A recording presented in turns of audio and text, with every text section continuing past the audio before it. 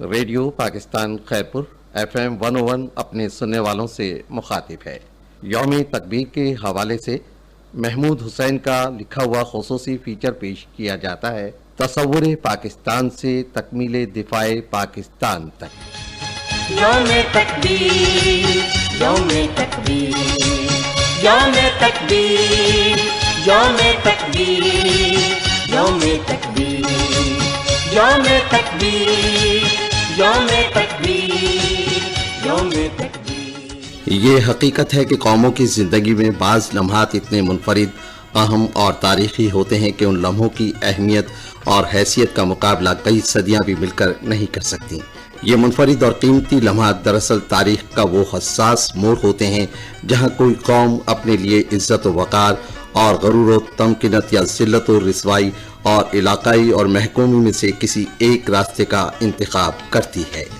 بزدل، ڈرپوک، ابن الوقت اور غلام ذہنیت کے لوگ ان تاریخ ساز لمحات کی قدر و قیمت کو نہیں جانتے اور نہ ہی ان کے دل و دماغ کسی چیلنج کو قبول کرنے پر آمادہ ہوتے ہیں۔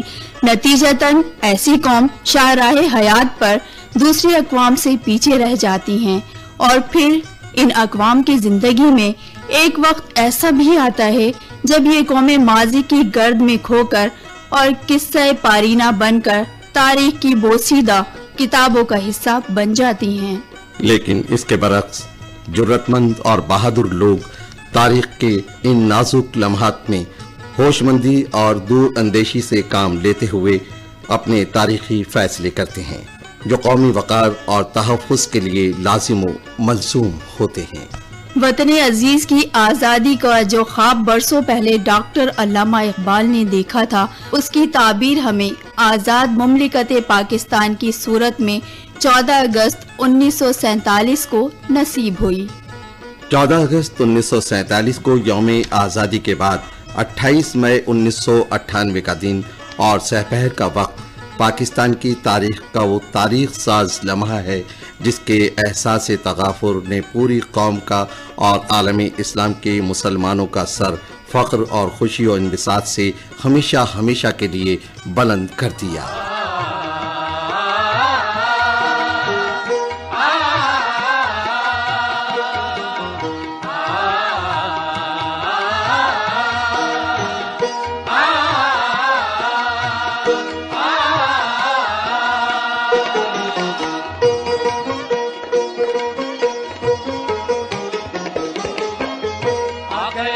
عظمت و وقار کا دن آ گیا، عظمت و وقار کا دن کٹ گیا، آخر انتظار کا دن کٹ گیا، آخر انتظار کا دن آ گیا، عظمت و وقار کا دن آ گیا، عظمت و وقار کا دن۔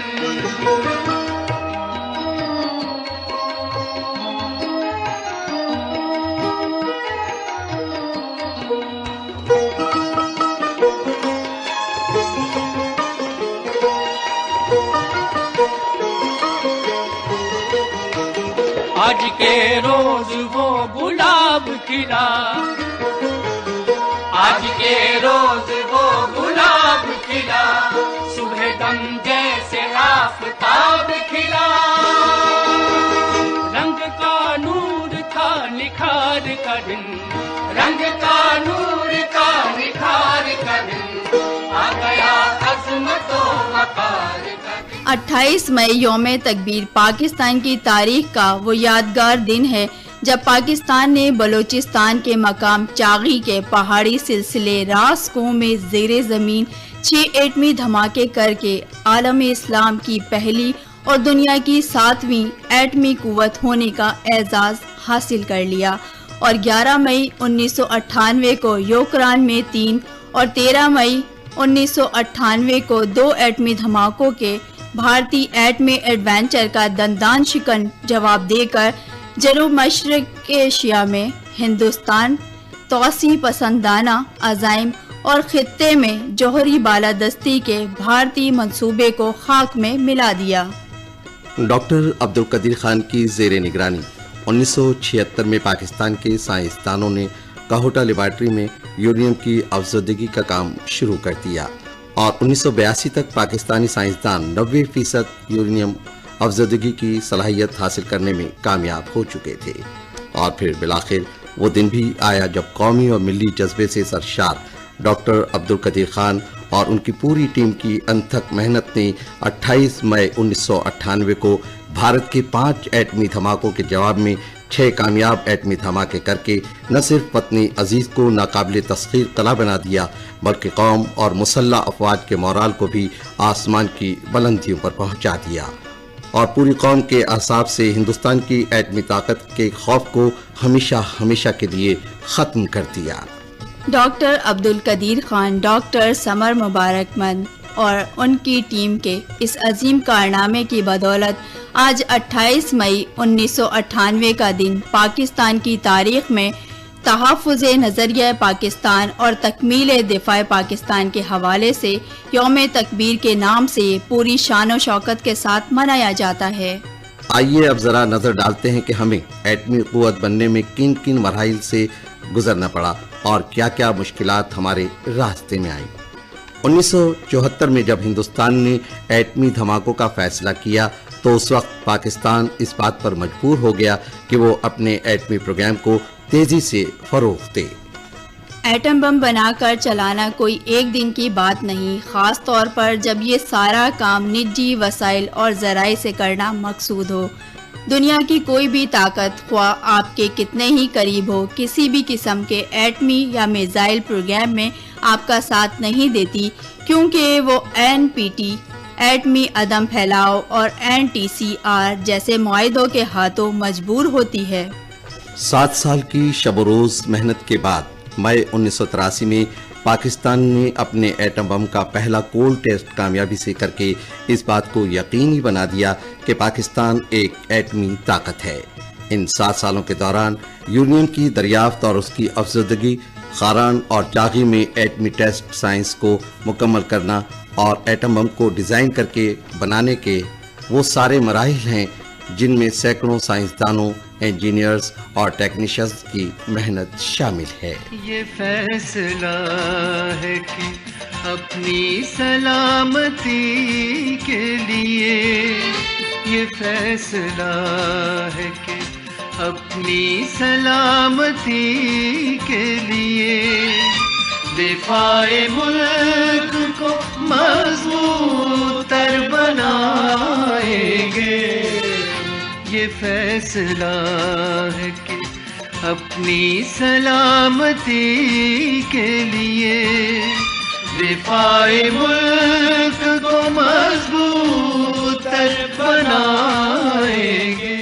جس وقت پاکستان نے ایٹم بم کا کولڈ ٹیسٹ کیا اس وقت دنیا میں ایٹمی تجربات پر پابندیاں لگانے کی کوششیں تیز کر دی گئی تھیں اور پاکستان حکومت کے لیے ایٹمی ٹیسٹ کرنا بڑے دل گردے کا کام بن گیا تھا۔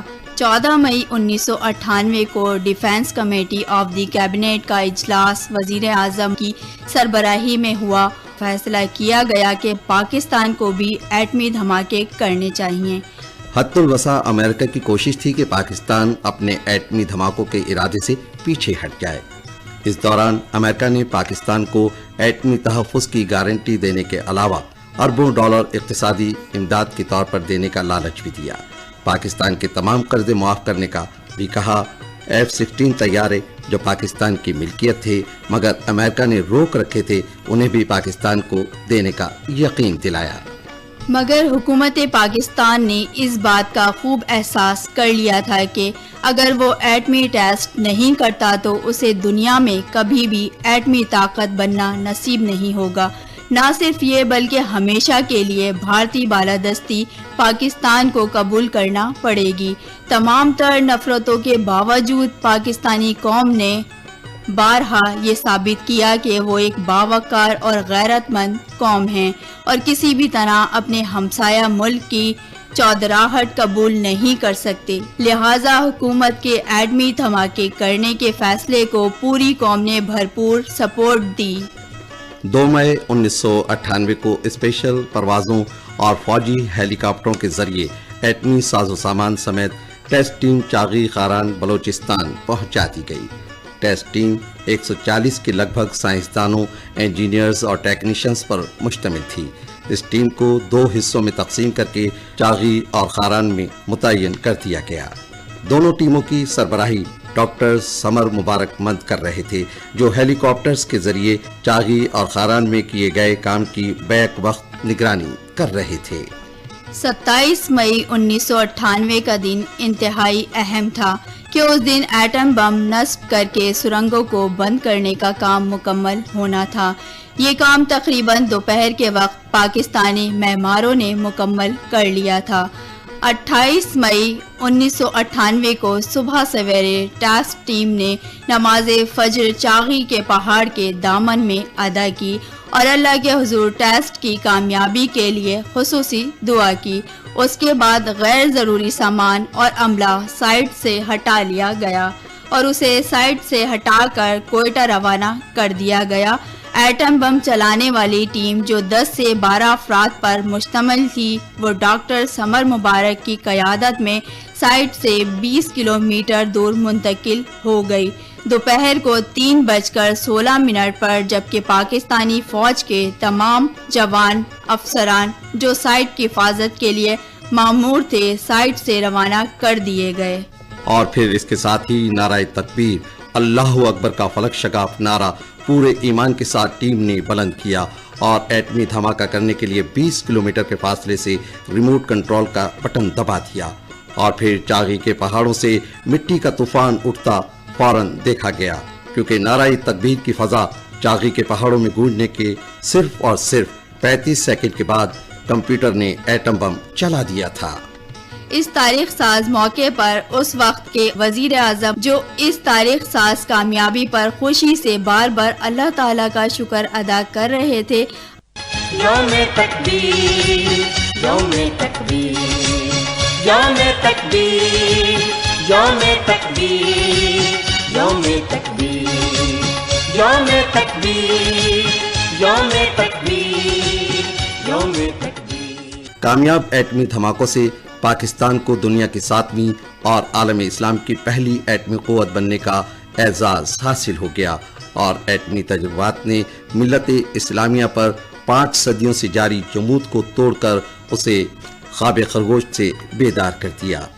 آپ نے کہا، پاکستان کا ایٹم بم ملت اسلامیہ کے اتحاد کی علامت بھی ہے، جو عہد رفتہ کی عظمت کو واپس لانے کا پیش خیمہ ثابت ہوگا۔ یوم تکبیر، یوم تکبیر، یوم تکبیر، یوم تکبیر، یوم تکبیر، یوم تکبیر، یوم تکبیر، یوم تکبیر۔ یوم تکبیر کے حوالے سے خصوصی فیچر آپ نے سنا، تصور پاکستان سے تکمیل دفاع پاکستان تک۔ تحریر محمود حسین، راوی احسن رانا اور ارم کنور، ریکارڈنگ انجینئر سید بشارت حسین، پروڈیوسر ظفر علی شار، پیشکش ریڈیو پاکستان خیرپور۔ یوم تکبیر، یوم تکبیر، یوم تکبیر، یوم تکبیر، یوم تکبیر، یوم تکبیر، یوم تکبیر، یوم تکبیر۔